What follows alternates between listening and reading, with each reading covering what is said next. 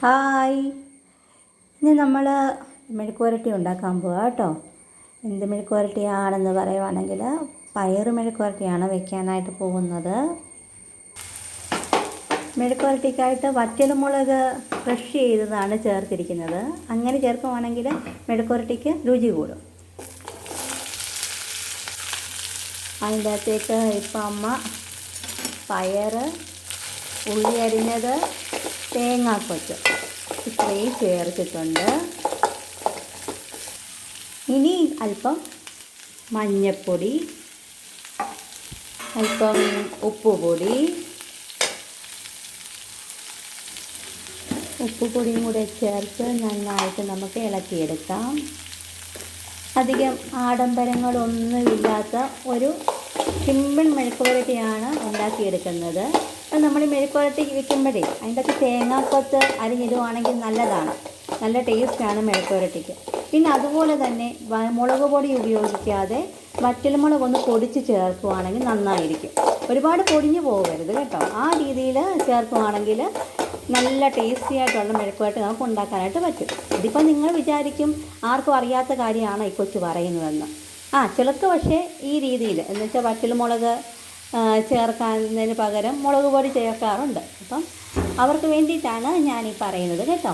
അപ്പം എൻ്റെ ഈ കുഞ്ഞു ചാനൽ നിങ്ങളെല്ലാവരും സബ്സ്ക്രൈബ് ചെയ്യണം, ലൈക്കും കമൻറ്റും ഷെയറും ചെയ്യണം. അപ്പോൾ നമുക്ക് മെഴുക്കുവരട്ടി പാകമാകാനായിട്ട് വെയിറ്റ് ചെയ്യാം.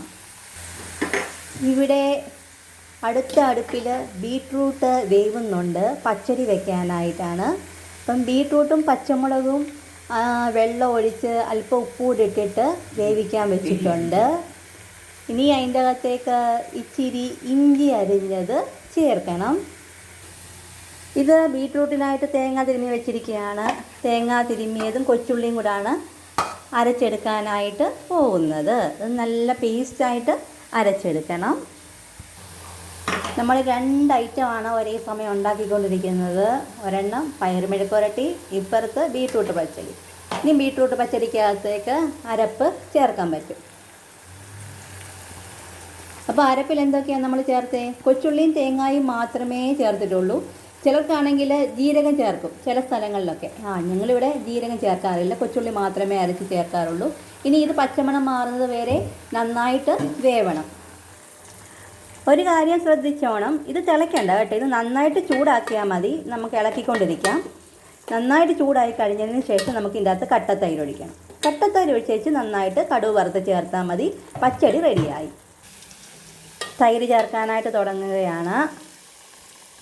തൈര് ചേർത്തേച്ച് പിന്നെ നമുക്ക് തീ അങ്ങ് ഓഫ് ചെയ്തേക്കണം.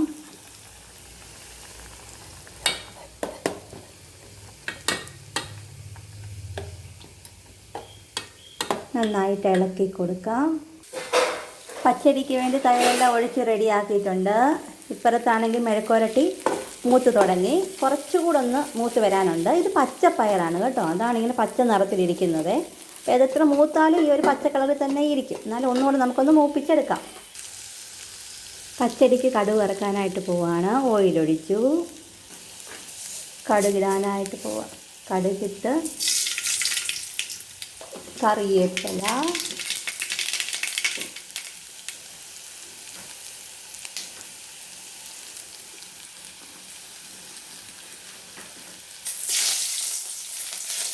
വറ്റൽമുളക്, കറിവേപ്പിലയും വറ്റൽമുളകും ചേർത്ത് ഇനി നന്നായിട്ട് കടുക് വറുത്തിട്ട് നമ്മൾ പച്ചടിയിലേക്ക് ഒഴിക്കും.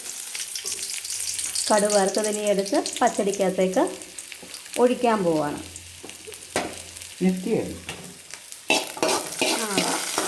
തീയൊക്കെ ഓഫ് ചെയ്തായിരുന്നു ഞാൻ നേരത്തെ. പച്ചടിയിലേക്ക് കടുക് വറുത്തൊഴിച്ചു. പച്ചടി റെഡി ആയിട്ടുണ്ട്. ബീട്രൂട്ട് പച്ചടി വളരെ നല്ലതാണ്, കുട്ടികൾക്കൊക്കെ ഇഷ്ടപ്പെടും. കാരണം അധികം എരിവൊന്നുമില്ലല്ലോ. അതുകൊണ്ട് കുട്ടികൾക്ക് കൊടുക്കുവാണെങ്കിൽ അതവർക്ക് ഇഷ്ടപ്പെടുന്ന ഒരു വിഭവമാണ്. ഇപ്പുറത്തെ മെഴുക്കുവരട്ടി റെഡിയായിക്കൊണ്ടേയിരിക്കുന്നു. അതിനി നമുക്ക് തീ ഓഫ് ചെയ്തേക്കാം. മെഴുക്കുവരട്ടി റെഡിയായിട്ടുണ്ട്.